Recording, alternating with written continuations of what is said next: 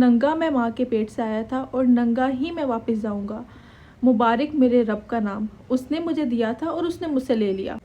कहा जाता है कि हज़रत अय्यूब इतने अमीर और कबीर और इतने मालो दौलत वाले थे कि लोग आपको देख के रश करते। अल्लाह ताला ने इनको सब कुछ नवाजा है, माल दौलत महल हर चीज़। उस ज़माने में बेटे होना इटसेल्फ एक बहुत बड़ी नेमत होती थी। तो अल्लाह ताला ने आपको 6 बेटों से नवाजा था, 6 से 7, और आपकी 3 बेटियाँ। भेड़ और बकरियाँ अगर आपके पास होती थी ना तो आप रिच कंसिडर किए जाते थे। तो आप हर टाइम अल्लाह ताला के शुक्रगुजार रहते थे, अल्लाह ताला के शुक्र अदा करते थे कि अल्लाह ताला ने मुझे हर चीज़ दी है।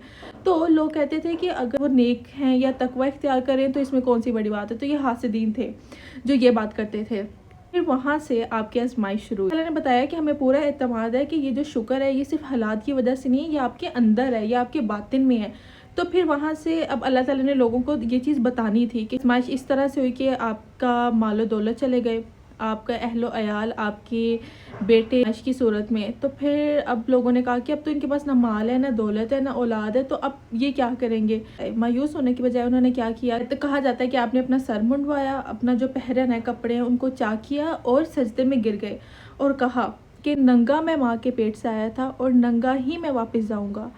मुबारक मेरे रब का नाम, उसने मुझे दिया था और उसने मुझसे ले लिया। कंप्लेन करने के बजाय, मायूसी के बजाय कि आपने कहा कि मैं अल्लाह ने मुझे दिया तो उसने मुझसे ले लिया तो मैं राज़ी हूँ। सब कुछ चला गया तो अब तो आज़माइश ख़त्म हो जाएगी, लेकिन अल्लाह के अकॉर्डिंग एक टाइम पीरियड था वो भी पूरा नहीं हुआ था। नेक्स्ट स्टेज थी वो आपको जिस्मानी बीमारी हो गई। तो कहा जाता है कि आपके सर से लेकर पाँव तक कोई जिस्म का ऐसा हिस्सा नहीं था कि जिस पे दाने ना निकले, वो जो हम फोड़े कहते हैं ना उर्दू में, और वो जलते हुए दाने थे कि आपको इतनी तकलीफ़ होती।